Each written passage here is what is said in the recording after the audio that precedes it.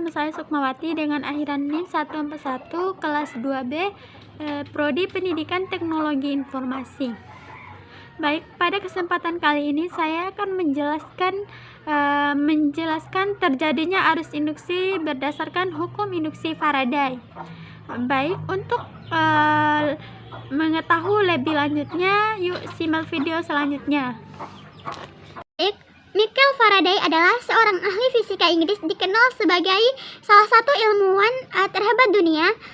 Penemuannya termaksud prinsip induksi elektromagnetik, diamagnetik, dan elektrolisis. Kali ini kita akan mempelajari hukum induksi Faraday. Sebelum lebih lanjut pada galvanometer berikut, ketika arus positif atau arus listrik mengalir menuju terminal positif, jarum galvanometer menyimpang ke kanan. Sebaliknya, ketika arus positif mengalir menuju terminal negatif, jarum galvanometer menyimpang ke kiri. Tidak semua galvanometer menuju kaidah ini. Mungkin saja galvanometer lain memiliki cara kerja yang berbeda. Kita membutuhkan beberapa komponen. Sebuah galvanometer, sebuah kumparan kabel merah yang menghubungkan salah satu ujung kumparan dengan terminal positif, kabel hitam, dan magnet permanen pada ilustrasi ini. Kutub utara menghadap magnet permanen. Ketika magnet digerakkan memasuki kumparan, jarum galvanometer menyimpang ke kanan sedikit. Kemudian kembali lagi ke angka 0, artinya arus listrik mengalir sesaat kemudian lenyap. Selanjutnya variasi kecepatan gerakan magnet menuju kumparan. Dari 3 leg berikut terlihat bahwa semakin cepat magnet memasuki kumparan, kumparan, penyimpangan jarum galvanometer semakin jauh. Apa sebabnya yang menyebabkan penyimpangan jarum ini? Terlihat ilustrasi berikut.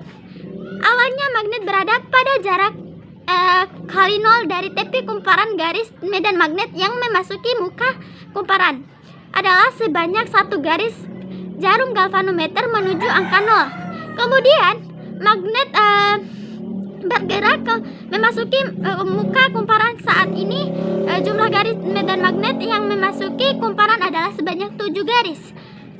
Meskipun sempat menyimpang, namun jalur magneter kembali lagi ke angka 0. Ini artinya yang menjadi penyebab penyimpangan jarum galvanometer bukanlah banyak garis medan magnet yang berada di dalam kumparan.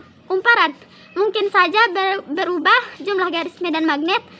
Delta V sama dengan 7 min 1 sama dengan 6 garis. Perhatikan sekali lagi percobaan sebelumnya. Ketika magnet yang sama berawal dari posisi yang sama, artinya nilai delta C untuk ketiga sistem adalah. Tapi mengapa simpangan jarum galvanometer pada ketiganya berada?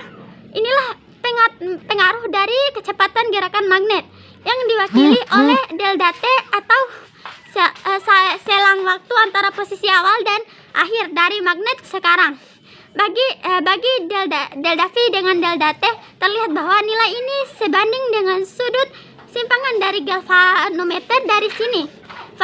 Faraday mendapatkan epsilon sama dengan delta V dan delta T, di mana epsilon adalah tegangan yang terukur oleh ukur dikenal sebagai tegangan gaya gerak listrik atau tegangan GGL.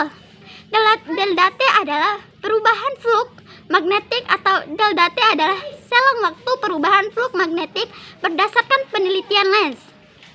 Persamaan Faraday perlu dikalikan dengan faktor -1. Pada percobaan ini,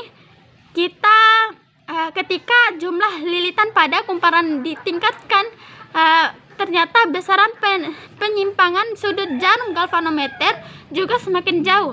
Semakin jauh perubahan flux magnetik adalah tetap. Selanjutnya persamaan induksi Faraday menjadi epsilon sama dengan -n dan delta V delta T, di mana n adalah banyak lilitan dalam kumparan. Selanjutnya, ketika magnet berada pada titik yang sama selama selang waktu tertentu tidak terjadi perubahan flux, maka jarum galvanometer tidak menyimpang meskipun magnet permanen telah berada di dalam kumparan. Dalam bentuk kalimat, hukum induksi Faraday berbunyi, besarnya ketegangan GGL induksi yang timbul antara ujung-ujung kumparan berbanding lurus dengan kecepatan perubahan flux magnetik yang dilingkupi oleh kumparan tersebut. Mungkin itu saja penjelasan singkat saya mengenai induksi Faraday. Lebih dan kurangnya saya mohon maaf. Wabillahi taufiqul hidayah. Wassalamualaikum warahmatullahi wabarakatuh.